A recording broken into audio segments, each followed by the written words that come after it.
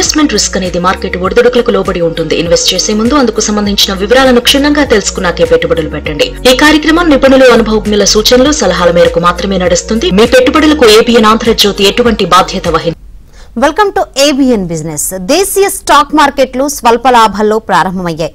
Sensex, Nifty స్వల్ప లాభాల్లో trade అవుతున్నాయి. ట్రెంట్, టాటా స్టీల్, బజాజ్ ఫైనాన్స్, హీరో మోటో కార్ప్ షేర్లు లాభాల్లో ట్రేడ్ అవుతుండగా కోల్ ఇండియా, అపోలో హాస్పిటల్, టైటన్ కంపెనీ షేర్లు నష్టాల్లో కొనసాగుతున్నాయి. రైట్, ఈ రోజు మార్కెట్లు స్వల్ప లాభాలతో స్టార్ట్ అయ్యాయి.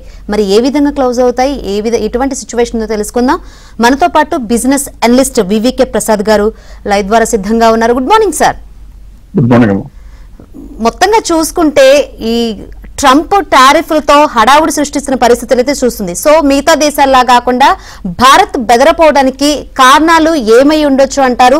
సో ఈ ధోరణి, ఈ సిచ్యువేషన్ చూసి ఇన్వెస్టర్లు ఎలా రియాక్ట్ అవ్వాలంటారు? ఎప్పుడు కూడా ప్రతిసారి కూడా ఒకసారి టారిఫ్ వేస్తే ప్రపంచాన్ని మొత్తాన్ని అస్థిరపరిచే కుట్రగా కాకపోయినా కొద్దిగా ఒక రకమైన ఉన్మాద చర్యగానే పేర్కొన్నది. దాని గురించి ఎవరు భయపడాలి అంటే ఆ దేశంతో వర్తకం చేస్తూ ఆ దేశం నుంచి వచ్చే డబ్బుల మీద ఆధారపడి, అలాగే ఆ దేశం యొక్క దాదాపుగా దయాదాక్షిణ్యాల మీద ఆధారపడే వాళ్ళు భయపడాలి. కానీ లేని వాళ్ళు ఖచ్చితంగా కూడా భయపడవలసిన అవసరం లేదు. ట్రంప్ మూలంగా ప్రపంచం మొత్తం కొద్దిగా వ్యాప్తి వస్తుందేమో కానీ భారతదేశానికి పెద్దగా వచ్చే వ్యాప్తి ఉండదు, కొద్దిగా ఇబ్బంది ఉండదు. ఎందుకు అని చెప్పాలి అంటే నేను ఇప్పుడే కొన్ని డేటా స్క్రీన్ మీద ప్రజెంట్ చేస్తే ఇన్వెస్టర్లకి ధైర్యంగా కూడా ఉంటుంది. ఇక్కడ నేను చెప్పదలుచుకుంది ఏంటంటే మొత్తం ఇండియా నుంచి మనం ఎక్స్పోర్ట్ చేస్తున్నది ఎంత అని చూస్తే విదేశాలకి, ఒక అమెరికా కనుక ప్రపంచవ్యాప్తంగా చూస్తే $825 బిలియన్, అంటే $1 ట్రిలియన్ లో కన్నా కూడా తక్కువ అనమాట. అంత మనం ఎక్స్పోర్ట్ చేస్తుంటే అందులో మనకి సర్వీసెస్ మెయిన్ ప్రధాన భూమిక వహిస్తుంది. కాబట్టి తీసేస్తే వస్తువులు అంటే గూడ్స్ అనమాట, మర్చెండైజ్ అంటాం. ఆ వస్తువుల ఉత్పత్తి మనం ప్రొడ్యూస్ చేసి ఎక్స్పోర్ట్ చేసేది $437 బిలియన్. అంటే టోటల్ ఎక్స్పోర్ట్స్ లో దాదాపుగా 53% వరకు వాళ్ళదే ఉంది, ఇది గూడ్స్. అందులో అమెరికాకి ఎంత ఎక్స్పోర్ట్ చేస్తున్నాం అంటే ఈ 437లో కూడా అమెరికాకి ఎక్స్పోర్ట్ చేస్తుంది కేవలం $86.5 బిలియన్. ఎందుకు నేను చెప్తున్నానంటే వస్తువులు వాడటానికి కారణం మనం చేసే సర్వీసెస్, సాఫ్ట్వేర్ ఎక్స్పోర్ట్స్ మీద ప్రస్తుతానికి దాన్ని టచ్ చేసే ధైర్యం ట్రంప్ కానీ ఎవరికి కానీ లేదు. ఎందుకంటే అమెరికాకు వచ్చేటువంటి విపరీతమైన రెవెన్యూ, అంటే గూగుల్ కానివ్వండి, మెటా కానివ్వండి, ఇంకేదైనా కానివ్వండి, అమెజాన్, ఇవన్నీ కూడా సాఫ్ట్వేర్ సర్వీసెస్ ఉన్న కంపెనీలకి వాళ్ళందరికీ సర్వీసెసే. కాబట్టి దాన్ని కనుక కదిలిస్తే మిగతా దేశాలు కూడా విధిస్తే అమెరికా నడ్డి విరిగిపోతుంది. కాబట్టి దాన్ని అంటుకోవటం లేదు, కేవలం వస్తువులను అంటుకుంటున్నారు. కాబట్టి తీసేస్తే మనం 86.5 బిలియన్, అంటే మన టోటల్ టోటల్ ఎక్స్పోర్ట్స్ లో చూస్తే అమెరికాకు పంపించే వస్తువులు కేవలం 10.48%, ఇక్కడ నేను స్క్రీన్ మీద చూపిస్తున్నట్లుగా. అందులో అది ఒక కోణం అయితే, రెండవ కోణం మన భారతదేశం ఎందుకు భయపడక్కర్లేదు చెప్తున్నాను. మన టోటల్ జీడిపిలో మన అంత ఎక్స్పోర్ట్స్ కలిపి ఎంత ఉన్నాయని చూస్తే 21.4% ఉన్నాయి. 21.4% వస్తువులు ఉన్నాయి. అంటే మన టోటల్ జీడిపిలో 21.4% మనకి ఎక్స్పోర్ట్స్ నుంచి వస్తుంటే, ఇప్పుడు మనం చేయవలసింది ఏంటంటే అమెరికాకి ప్రొడ్యూస్ చేసేటువంటి వస్తువులు 10.48 అని చెప్పాం. కాబట్టి టోటల్ గా మనం ప్రొడ్యూస్ చేసేటువంటి ఎక్స్పోర్ట్స్ లో 21.4 ఉంటే ఎక్స్పోర్ట్ ఇన్కమ్ లో జీడిపిలో షేరు అమెరికా మూలంగా మన జీడిపిలో కలుస్తున్న షేర్ ఎంతో కూడా చూద్దాం. చూస్తే కేవలం 2.24%. ఎంత? 2.24%. ఇప్పుడు ట్రంప్ కనుక దాని మీద 25% టారిఫ్ వేస్తానంటే మొత్తం బిజినెస్ అన్ని కూడా, ఎక్స్పోర్ట్స్ అన్ని డోర్లు తీసేసి ఇంకేం బాధపడే ఎవరు అమెరికా వాళ్ళు ఎవరు భరించు అనుకుంటే కూడా మనకు వచ్చే లాస్ ఎంత? 0.56%. కానీ ఏ వస్తువైనా మనం ప్రొడ్యూస్ చేసిన తర్వాత ఒక కన్స్యూమర్ కాబట్టి ఇంకో కన్స్యూమర్కి ఒక 10% కన్నా అంత తక్కువ అమ్మితే కొనుక్కుంటారు. కాబట్టి ఎంత ఇంపాక్ట్ కూడా ఉండదు. అంటే మాక్సిమం 0.25 0.3% కన్నా జీడిపికి ఇంపాక్ట్ పడదు. అందువల్ల ఈ రోజున తాటాకు చప్పుడు అలాంటి ట్రంప్ బెదిరింపులకి భారత్ భయపడవలసిన అవసరం ఉందా అంటే లేదు. స్టాక్ మార్కెట్ భయపడవలసిన అవసరం ఉందంటే అంతకన్నా కూడా లేదు. కాకపోతే కొన్ని కంపెనీలు దెబ్బతినక తప్పదు. ఇటువంటి చర్యలు చేసినప్పుడు కొద్ది కంపెనీలు దెబ్బతింటాయి, కొన్ని ఇండస్ట్రీలు కొద్దిగా దెబ్బతింటాయి. కానీ అన్ని కంపెనీలకి గొప్పగా వచ్చే నష్టం ఉందంటే ఉండబోదు. అందువల్ల ఇన్వెస్టర్లు ధైర్యంగా ఉండొచ్చు. రైట్, కాల్ ఉన్నారు, మాట్లాడదామండి. శశికళ గారు, మీ డౌట్ ఏంటో అడగండి. సార్ హలో, మాట్లాడండి. చెప్పండి sir. Good morning sir. Good morning sir. మేము బ్రిగేడ్ తీసుకొని ఉన్నాం సార్. 20% లాస్ లో ఉన్నాం. అది మళ్ళీ ఓన్ చేసుకోవచ్చు, కొన్ని యాడ్ చేసుకోవచ్చు సార్ దానికి. మీరు కొనుక్కున్న కంపెనీ ఇప్పటి వరకు మనకి మార్చి వరకు మాత్రమే రిజల్ట్స్ ఉన్నాయమ్మా. అంటే ఇక జూన్ కి ఇంకా రిజల్ట్స్ రాలేదు. మార్చి వరకు రిజల్ట్స్ చూస్తే మాత్రం మీరు చేసిన చర్య మంచిది. అంటే కంపెనీ కొనటానికి మిమ్మల్ని ప్రేరేపించవలసిన లక్షణాలు, ఎప్పుడైనా ఉండవలసిన లక్షణాలు ఏంటంటే ఆ కంపెనీ బాగుండాలి, ఆ కంపెనీ పనితీరు బ్రహ్మాండంగా ఉంది కాబట్టి రేటు పెరగవచ్చు ఆశతో కొనాలి, కానీ రేటు తగ్గింది కాబట్టి కొనకూడదు. కాబట్టి మీరు చేసిన చర్య మంచిదా కాదంటే మంచిది. మీరు ఇవాళ లాస్ లో ఉందంటే మార్కెట్ అంతా కొద్దిగా దెబ్బతినటం అంటే జరిగింది ఏంటి, ఇన్వెస్టర్లకు అందరూ కూడా ఒక్క సాఫ్ట్వేర్ కంపెనీ వాళ్ళే షేర్లు కొంటారు అన్నట్టుగా సాఫ్ట్వేర్ ఇండస్ట్రీకి ఇబ్బంది వచ్చి రేపొద్దున టీసీఎస్ లో 12,000 మందిని తీసేస్తాను అంటే దాని మూలంగా భారతదేశంలో అందరూ ఇల్లు వదిలేసి రోడ్డు మీదకి వెళ్ళిపోతారు అన్న భయంతో మొదలుపెట్టి ఇదంతా రియల్ ఎస్టేట్ కొద్దిగా దెబ్బతిన్నమాట కరెక్ట్. మీరు అంత భయపడాలంటే భయపడని అవసరం లేదు. బికాజ్ ఇండియన్ ఎకానమీ గ్యారంటీగా ఉంటుంది. ఇవాళ మనం ఇంట్రడక్టరీ రిమార్క్స్ లో చెప్పినట్లుగా ట్రంప్ వేసిన టారిఫ్ల మూలంగా ఈ సాఫ్ట్వేర్ ఇండస్ట్రీ దెబ్బతింటలేదు. ఆల్రెడీ ఎదురుగా కొద్దిగా గొప్ప ఎకానమీస్ దెబ్బతింటే వస్తుంది, కానీ ఇలా వచ్చే ప్రమాదం లేదు. కాబట్టి ఈ రేట్లో అమ్మాలంటే భయపడక్కర్లేదు. యావరేజ్ చేయాలంటే దయచేసి అటువంటి పనులు ఎప్పుడు చేయకండి. ఒక దానిలో డబ్బులు పెట్టాం, అందులో ఆల్రెడీ కొంత నష్టం చూస్తున్నాం. ఈ రోజున దానితో పాటు కొన్ని వందల కంపెనీలు మంచి రిజల్ట్స్ ఇచ్చి పెరగటానికి దీనిలాగానే అనేక అవకాశాలు ఉన్న కంపెనీలు మన ఎదురుగా ఉంటే మనం కొన్న కంపెనీనే మళ్ళీ ఇంకా కొంటాను అంటే ఒకవేళ కర్మకాలి మన అంచనా తప్పితే అంతకు ముందు పెట్టిన డబ్బులు పోతాయి, మళ్ళీ పెట్టే డబ్బులు కూడా పోతాయి. కాబట్టి అటువంటి పని చేయకూడదు. అందువల్ల మీరు ఈ కంపెనీ అమ్మవలసిన అవసరం ఏమాత్రం లేదు. బికాజ్ నా అసెస్మెంట్ ప్రకారం 1,370 రూపాయల వరకు ఉండవలసిన కంపెనీ మీరు 20% లాస్ ఉన్నారంటే 1200లోనో కొనుంటారు. అది కొద్దిగా ఎక్కువ రేట్లోనే కొన్నారు. ఆ రేట్లో మేమైతే కొనమని చెప్పాం, కానీ 1371 వరకు పెరిగే ఛాన్స్ ఉంది. జూన్ రిజల్ట్స్ రావాలి. జూన్ రిజల్ట్స్ వచ్చిన తర్వాత డిసైడ్ చేయొచ్చు. ప్రస్తుతానికి మాత్రం ఆదుర్త పడవలసిన అవసరం ఏం లేదు. రైట్ అండి, మరో కాల్ ఉన్నారు. కిషన్ గారు మీ డౌట్ అడగండి. నమస్కారం అండి ప్రసాద్ గారు. ఈ షార్ట్ టర్మ్ కోసం టైమెక్స్ గ్రూప్ ఇండియా తీసుకోవచ్చునా సార్? ఇంకొకటి త్రివేణి ఇంజనీరింగ్ లాభాల్లో ఉన్నాను, రిజల్ట్ అంత బాగలేదు, ఉంచుకోమంటారా ఎగ్జిట్ కమ్మంటారా? అంటే ఎప్పుడు కూడా మీరు లాభాల్లో ఉంటామని చెప్తూ ఉంటుంది కదండి. మనం కొన్న రేటు మనకే తెలుసు. మనం అమ్మటానికి కానీ కొనటానికి కానీ కారణం మార్కెట్ లో ఉన్న రేటు కన్నా పెరుగుతుంది అనుకుంటేనేమో ఉంచుకోవాలి లేదా కొనుక్కోవాలి. మార్కెట్ లో ఉన్న రేటు కన్నా పెరగదనుకుంటే మనకి నష్టం వచ్చినా అమ్మాలి, లాభం వచ్చినా అమ్మాలి. లేకపోతే మీరు ఇందులో లాభంలో ఉన్నానన్నారు. 341 రూపీస్ ఇప్పుడు రేట్ ఉంటే జూన్ రిజల్ట్స్ వచ్చిన తర్వాత చూస్తే కొద్దిగా డిసప్పాయింటింగ్ గా ఉన్నాయి. అంటే మార్చ్ లో రిజల్ట్స్ చూస్తే ఇదే కంపెనీ గురించి నేను కూడా బహుశా బాగానే చెప్పుంటాను.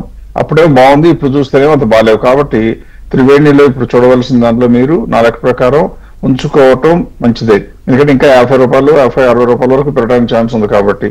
బట్ అంతే మాత్రం ఇంకా కొత్తగా కొంటానంటే మాత్రం అవసరం లేదు. ఈ ఒక్క కంపెనీ ప్రస్తుతానికి ఉంచుకోండి.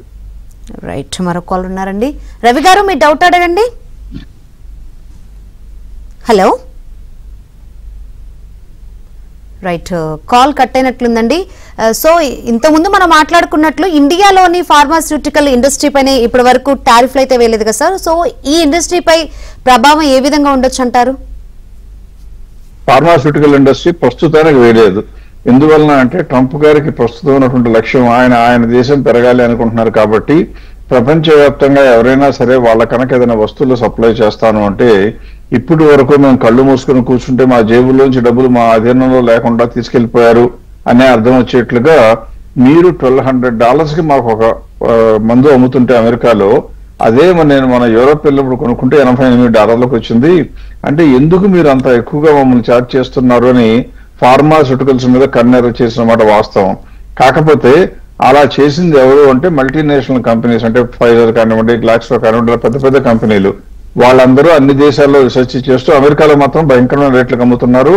కారణం అక్కడ ఉన్న ఇన్సూరెన్స్ కంపెనీలు పే చేస్తాయి, కానీ పేషెంట్ల కన్నా ఇన్సూరెన్స్ కంపెనీలు భరించాలి. కాబట్టి అందుకని ఇలా జరగడానికి వీల్లేదు అన్నారు.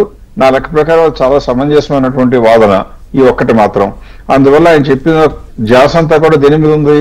ఎవరైతే అలా హై ప్రోడక్ట్ తయారు చేస్తున్నారో అంటే ఎవరు వాళ్ళు మల్టీనేషనల్ కంపెనీస్ లో రీసెర్చ్ ఎక్కువ చేసి దాన్ని అడ్డం పెట్టుకుని రకరకాలైనటువంటి బడ్డదారులతో తొక్కుతూ లాభాలు సంపాదించే వాళ్ళకి ఇండియా నుంచి ప్రొడ్యూస్ చేసే ఫార్మాస్యూటికల్స్ అమెరికాలో దాదాపుగా 35 to 40% వాడేది. ఇవన్నీ కూడా జనరిక్ మెడిసిన్స్, అంటే తక్కువ రేట్లో ఉండేవి. ఇన్సూరెన్స్ లేని వాళ్ళు కొనుక్కునేది ఇవి. ఇన్సూరెన్స్ ఉన్నా కూడా ఇన్సూరెన్స్ కంపెనీ కొద్దిగా జాగ్రత్త పడితే వీళ్ళతో బ్యాలెన్స్ చేసి డాక్టర్ల చేత మన మందులే రాయిస్తూ ఉంటారు. అందువలన మన యొక్క ఫార్మాస్యూటికల్స్ కి విపరీతంగా ఇంపాక్ట్ ఉంటుందంటే ఉండటానికి అవకాశం తక్కువ. కానీ ట్రంప్ అనే ఆయన ప్రస్తుతం పిచ్చివాడి చేతిలో ఆటం బాంబు ఉన్నదాంతో సమానం. ఏ రోజు ఏం బాంబు వేస్తారో ఎందుకు వేస్తారో చెప్పలేదు కాబట్టి చెప్పలేం. కానీ బహుశా ఫార్మాస్యూటికల్స్ మీద ఎంత కఠినంగా ఆంక్షలు విధించే అవకాశాలు తక్కువ. అయినా కూడా మనం చెప్పవలసింది ఏంటంటే ఫార్మాస్యూటికల్స్ అన్ని ఇండియా అమెరికా ఎక్స్పోర్ట్ చేస్తాయా? చేయవు.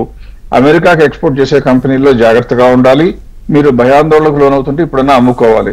కాబట్టి మనం బ్రీఫ్ గా ఏం చెప్తామంటే, అందులో ఇప్పుడు స్క్రీన్ మీద చూపిస్తున్నాను, అన్ని చదవటానికి టైం ఉండదు కాబట్టి నేను చూపించేటప్పుడు కాసేపు చూపించి కింద కూడా స్క్రోల్ చేస్తాను. అన్ని కంపెనీల్లో కూడా మీరు స్క్రీన్ మీద చూస్తున్నట్లయితే టోటల్ ఆ కంపెనీ సేల్స్ ఎంత ఒక సంవత్సర కాలంలో, అందులో అమెరికాకి పంపించిన ఎక్స్పోర్ట్స్ ఎంత శాతం ఉన్నాయో కనపడుతున్నాయి. ఎవరైనా సరే 25% కన్నా ఎక్కువ ఉంటే, కొన్ని కంపెనీలు అయితే 97-90% కూడా ఉన్నాయి. అటువంటి కంపెనీలకు మాత్రం మీకు ఇన్వెస్ట్మెంట్ ఉంటే, భయం కనుకుంటే అమ్మేయండి. భయం లేకపోతే అమ్మవలసిన అవసరం లేదు నా లెక్క ప్రకారం. ఎందుకంటే మరీ కఠినంగా రావు కాబట్టి. ఒకవేళ వస్తే మాత్రం అందులో లాస్ రాక తప్పదు. అందువల్ల ఈ డేటా ఇవ్వడం నా యొక్క బాధ్యతగా భావించి వనిస్తున్నాను. ఇక్కడ ఎక్స్పోర్ట్స్ మీద చూస్తే యూనిక్యామ్ నుంచి మొదలుపెట్టి, యూనిక్యామ్ నుంచి గ్రాన్యూల్స్, బ్లిస్ ఫార్మా, జూబిలియంట్ ఫార్మా నుంచి చూస్తే సన్ ఫార్మాస్యూటికల్స్ వరకు ఈ స్క్రీన్ లో లిస్ట్ ఉంటే, ఆ తర్వాత మళ్ళీ సన్ ఫార్మా నుంచి చూస్తే ఇన్నోవా క్యాపిటల్ నుంచి ఓకాట్ వరకు. ఓకాట్ ఓన్లీ 3%. అంటే అటువంటి ఫార్మాస్యూటికల్ కంపెనీ, ఫార్మాస్యూటికల్ ఇండస్ట్రీ ఎంత పడిపోయినా దాని గురించి భయపడక్కర్లేదు, బికాజ్ ఎక్స్పోర్ట్స్ లేవు కాబట్టి. సో ఇన్వెస్టర్లు గుర్తుంచుకోవాల్సింది అంటే, ఏ అంశం మూలంగా మార్కెట్ ప్రభావితం అవుతుందో ఆ అంశం మూలంగా మన షేర్లు దెబ్బతింటాయి అనుకుంటే అది బయటపడాలి, కానీ మార్కెట్ లోంచి బయటకు వెళ్ళిపోతానని వైరాగ్యం మాత్రం రావాల్సినటువంటి పరిస్థితి లేదు. సో ఈ ఫార్మాస్యూటికల్ కంపెనీలో మాత్రం 1-2 సార్లు ఆలోచించుకుని ఇన్వెస్ట్ చేసుకోవటం మంచిది. మీరు స్క్రీన్ షేర్ చేసుకున్నా పర్వాలేదు, స్క్రీన్ షాట్ తీసుకున్నా తర్వాత యూట్యూబ్ లో పెడతారు కాబట్టి మీ దగ్గర పదిలంగా ఇన్ఫర్మేషన్ ఉంటుంది. రైట్ అండి, కాల్ ఉన్నారు. బెనర్జీ గారు మాట్లాడండి, మీ డౌట్ ఏంటో అడగండి. నమస్కారం అండి. నమస్తే అండి. నేను యూనియన్ బ్యాంక్ ఆఫ్ ఇండియా 153 రూపాయలు కొన్నానండి 1000 షేర్లు.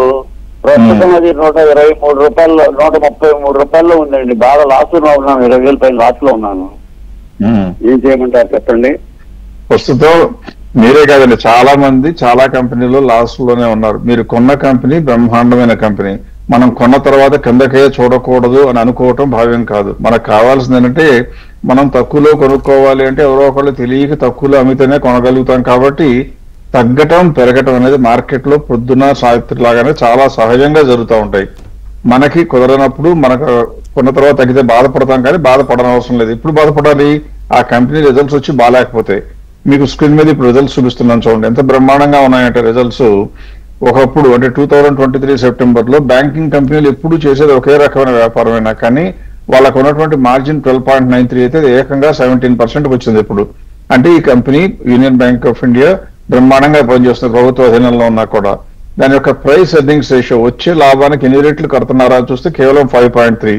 మనం బ్యాంకులో డబ్బులు వేసుకుంటే కూడా మనం 12-13 రెట్లు కట్టినట్టు సమానం. ఎందుకంటే మనం 8 రూపాయలు కనుక వడ్డీ వస్తే 100 రూపాయలు డిపాజిట్ పెడతాం, అంటే దాదాపుగా 12 రెట్లు పెట్టినట్టు. ఈ బ్యాంకు వచ్చే లాభానికి కేవలం 5.3 రెట్లకే దొరుకుతుంది. అందువల్ల చాలా తక్కువలో ఉన్న రేట్లో ఉన్న కంపెనీ ప్రభుత్వ రంగ సంస్థ ఏ రకంగా దెబ్బతిందో మా అంచనా ప్రకారం ఇప్పుడున్న రేటు దగ్గర నుంచి కనీసం 195 రూపాయల దాకా పెరగాలి. అంటే బోర్డంత అప్ సైడ్ పొటెన్షియల్ ఉంది, డౌన్ సైడ్ ప్రమాదం ఎక్కువ లేదు. ఇవాటి వరకు వచ్చిన రేటు చూసి అక్కడితోనే అమ్మేస్తానేమని భయపడకండి, అలానే కొత్తగా కొనకండి. కానీ ఉన్న షేర్లు మాత్రం 100-100 రూపాయలు ధైర్యంగా అట్టే పెట్టుకోవాల్సిన షేర్ గా చెప్పాలి. రైట్, ఈ 3 రోజులు ఆర్బీఐ మీటింగ్ ఉన్నట్టుంది కదా సార్, సో ఎట్లా ఉండే అవకాశం ఉందంటారు? ఏమైనా రెపో రేట్ అని తగ్గించే ఛాన్సెస్ ఏమైనా కనిపిస్తున్నాయా? అంటే ప్రస్తుతానికి అంచనాల ప్రకారం కనుక చూసినట్లయితే అంత రెపో రేట్ అంత ఫాస్ట్ గా అన్ని సార్లు కట్ చేయడం అందరికీ సాధ్యం కాదమ్మా. పైగా అమెరికా మొత్తం ప్రపంచం మొత్తానికి అగ్రగామైనటువంటి ఆర్థిక సంస్థ అమెరికా ఫెడ్ రేట్లు అలాగే ఉంచినప్పుడు ఎక్కువ తగ్గించాలంటే కష్టం. ఇండియాలో తగ్గాలి అంటే ఎప్పుడు కూడా ఇన్ఫ్లేషన్ బాగా తగ్గొచ్చి బాగా మినిమం లోకి అయిపోయి, లేదా ప్రొడక్షన్ తగ్గి ఫ్యాక్టరీ ప్రొడక్షన్ అయిపోయి ఇంపిటస్ అంటే కొద్దిగా గొప్ప సపోర్ట్ ఇవ్వాలంటే చేస్తారు.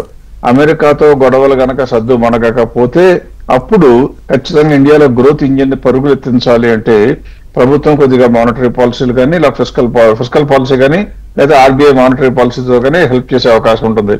ప్రస్తుతాన్ని చూస్తే మాత్రం అంత అవకాశాలు కనపడటం లేదు. రైట్, కాల్ ఉన్నారు, మాట్లాడదామండి. కృష్ణారెడ్డి గారు మీ డౌట్ అడగండి. నమస్తే సార్. సార్, ప్రెసెంట్ రేట్ లో PNB housing finance, gem world corporate bank ఈ రెండు తీసుకోవచ్చు సార్? ఒకటి జేఎండ్కే బ్యాంక్ అండి, రెండో కూడా ఇంకొకసారి చెప్తారు. PNB housing finance. అవును సార్. ఓకే, ఇప్పుడు జేఎండ్కే బ్యాంక్ గురించి చూద్దామండి. జేఎండ్కే బ్యాంక్ జూన్ రిజల్ట్స్ కూడా వచ్చేసాయి. బాగున్నాయా బాగాలేవంటే పర్వాలేదు, కానీ మీరు ఒక్కసారి స్క్రీన్ మీద కనుక మనసు పెట్టినట్లయితే అది 17.5% మార్జిన్ కనపడింది 2014-24-12 లో. అంటే డిసెంబర్లో. కేవలం 6 నెలల కాలంలో దాని మార్జిన్ మిగతా కంపెనీ లాగా కాకుండా 16.82కి వచ్చింది. ఇందులో కొద్దో గొప్ప గుడ్డులో మళ్ళీ ఏంటంటే 16.64 ఉండవల్ల 16.82% కొద్దిగా పెరిగింది. అందువల్ల కొద్దిగా పెరిగిందని తప్పితే బ్యాంకుల్లో ఉన్న వాటిల్లో తక్కువ అవకాశాలు కనపడుతున్నది ఇది. కాబట్టి J&K బ్యాంక్ కొనుక్కోవటం అనేది నా అంచనా ప్రకారం ఇప్పుడు అంత సమర్థనీయం కాదు. లేకపోతే మీరు ఇంకోటి PNB హౌసింగ్ ఫైనాన్స్ అన్నారు, అది కూడా ఇప్పుడు చెప్తాను. అందులో PNB హౌసింగ్ ఫైనాన్స్ ఏంటంటే మిగతా బ్యాంకింగ్ సెక్టర్ లాగా కాదు. తీసుకున్న లోన్లు ఎవరో కూడా ఎగవేయడానికి ఇండియాలో ఇష్టపడరు హౌసింగ్ లోన్ తీసుకున్న వాళ్ళు. అందువల్ల ఆ కంపెనీ రిజల్ట్స్ బాగుంటే ధైర్యంగా కొనుక్కోవాలి. ఇక్కడ మీరు దానికి అనుగుణంగా ఇప్పుడు J&K బ్యాంక్ ఆపోజిట్ గా చూడండి, ఇక్కడ చూస్తే 18% ఉంది 2023 సెప్టెంబర్లో. అక్కడి నుంచి క్రమంగా పెరుగుతూ వచ్చి ఇప్పుడు 25.72 టైమ్స్ పర్సంటేజ్ వచ్చింది నెట్ ప్రాఫిట్ మార్జిన్. లాభాలు పెరుగుతున్నాయి, దాని యొక్క టోటల్ ఇన్కమ్ పెరుగుతుంది. అంత పెరిగినా కూడా ప్రైస్ ఎర్నింగ్స్ రేషియో చూస్తే ఇప్పుడు 10 ఉంది. ఏ రకంగా చూసినా కూడా ఫిక్స్డ్ డిపాజిట్ లో వేసుకోవడం కన్నా కూడా ఖచ్చితంగా PNB housing finance is a better choice. పైగా ఇప్పుడు 800 రూపాయలు ఉంటే మా అంచనా ప్రకారం దాదాపుగా 1600 వరకు పెరగడానికి ఛాన్స్ ఉంది. అందువల్ల డబుల్ అయ్యే ఛాన్స్ ఉండి పెర్ఫార్మెన్స్ బాగున్న కంపెనీ ఇది కొనుక్కోవటం మంచిది J&K బ్యాంక్ అన్న చెప్పాలి. మాట్లాడదాం ప్రసాద్ సార్. ఎస్ శ్రీనివాస్ గారు, మీ డౌట్ ఏంటో అడగండి. నమస్కారం అండి. నాది ఇన్ఫీబీఎం ఒక 15,000 షేర్స్ తీసుకున్నా అండి 14.80లో. ప్రజెంట్ అది హోల్డ్ చేశాను అనమాట. ఒక 1 year హోల్డ్ చేయగలుగుతాను. ఏదైనా రిజల్ట్ బాగానే ఉంటది అంటారని ఒకసారి చెప్తాను. ఏం కంపెనీ ఒకసారి చెప్తారా? ఇన్ఫీబీఎం అండి. ఇన్ఫీబీఎం, ఓకే. ఇప్పుడు ఒక నిమిషం, ఇప్పుడు స్క్రీన్ మీద డేటా తీస్తాను మీకోసం. నేను స్క్రీన్ షేర్ చేస్తున్నా చూస్తే మొట్టమొదట ఈ కంపెనీ ఏమో చిన్న మార్కెట్ కాబట్టి మరీ పెద్దది కాదు. మార్కెట్ లో వాల్యూమ్ బాగానే ఉంది, కానీ మనం కొనడానికి కారణం వర్కింగ్స్ బాగున్నాయో చూడాలి. జూన్ రిజల్ట్స్ ఇంకా రాలా. మీరు ఎప్పుడు కూడా గతంలో వచ్చిన అంచనా కనుక కంటిన్యూ అవుతుంది అనుకున్నట్లయితే ఇది ఇంకా దెబ్బతినడానికే ఛాన్స్ ఎక్కువ పెరగడానికన్నా. ఎందుకంటే 25 మార్చిలో చూస్తే అంతకు ముందున మార్జిన్ నుంచి 5.91కి వచ్చేసింది. అంతకుముందు 6.3, 6.5% నుంచి పడిపోయింది. అందువల్ల ఇంకా రాబోయే రోజుల్లో ఇంకా పెరగడానికి ఛాన్స్ ఉంటుందా అంటే నా అంచనా ప్రకారం కొద్దిగా కష్టం. ఈ జూన్ రిజల్ట్స్ వచ్చిన తర్వాత అనలైజ్ చేయొచ్చు. ప్రస్తుతానే చూస్తే అమ్మవలసిన అవసరం ఉందా అంటే లేదు. బికాజ్ అమ్మవలసిన రేట్ ఎందుకు లేదు అని చెప్తున్నానంటే ఇప్పుడు వరకు ఉన్న రిజల్ట్స్ కొద్దిగా ప్రాఫిట్ తగ్గినా కూడా 22 రూపీస్ వరకు పెరగడానికి ఛాన్స్ ఉన్న కంపెనీ, లిక్విడిటీ కూడా లోటు లేని కంపెనీ. అందువల్ల ఉంచుకోదగిన కంపెనీయే కానీ కంగారు పడవలసిన అవసరం ఏమాత్రం లేని కంపెనీ. ప్రస్తుతానికి మీ దగ్గర 15,000 షేర్లు అన్నారు కాబట్టి నా లెక్క ప్రకారం మీరు అలాగే ఉంచుకుని నిలబడండి. జూన్ రిజల్ట్స్ వచ్చి ఇంకా దెబ్బతింటే అంటే దాని యొక్క మార్జిన్ ఇప్పుడు మనం చూసిన 5.91 కన్నా కూడా ఇంకా కన్నా కష్టంగా పడిపోతేనే అమ్మటానికి ఆలోచించాలి. అది కూడా 5.4% కన్నా మార్జిన్ తగ్గితేనే అమ్మాలి. అదర్వైజ్ తొందరపడి భయపడవలసిన అవసరం మాత్రం ఏమీ కనపడలేదు. రైట్, మరో కాల్ రండి. రవీందర్ గారు, మీ డౌట్ అడగండి. నమస్తే సార్, ప్రసాద్ గారు. చెప్పండి.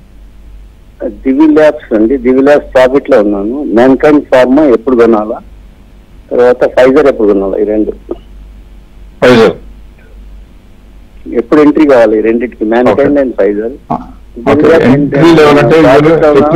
అది ఉంచుకోవాలా అమ్మాలా? దివీస్ ల్యాబొరేటరీస్ చూద్దామండి. ముందు దివీస్ ల్యాబొరేటరీ వాళ్ళ పెరిగింది కాబట్టి అమ్మాలని కోరిక వచ్చినా కానీ అటువంటి ఆలోచన అక్కడితోనే ఆపేయండి. మనసు దాకా కూడా చేరనివ్వద్దు, తల్లో కూడా రానివ్వద్దు. ఎందుకు అంటే లాభం వస్తున్న కంపెనీ అమ్మటం కాదు చేయవలసింది.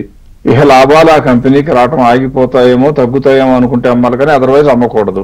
మా అంచనా ప్రకారం ఈ మార్చి రిజల్ట్స్ వచ్చిన తర్వాత జూన్ ఇంకా రాలేదు కాబట్టి చూస్తే 8,871 వరకు వెళ్ళాల్సిన అవసరం ఉంది దివీస్ కి. దివీస్ కున్న ఒకే ఒక్క నెగటివ్ ఇంపాక్ట్ ఏంటంటే ఎక్స్పోర్ట్స్ లో కూడా ఉంది. అందులో కూడా యుఎస్ ఎక్స్పోర్ట్స్ ఎంత ఉందో కూడా చూపించడానికి ప్రయత్నం చేస్తాను. ఒక్క నిమిషం మీరు ఓపిక పడితే ఇప్పుడు చూపిస్తాను. దివీస్ ల్యాబొరేటరీస్ కనుక చూసినట్లయితే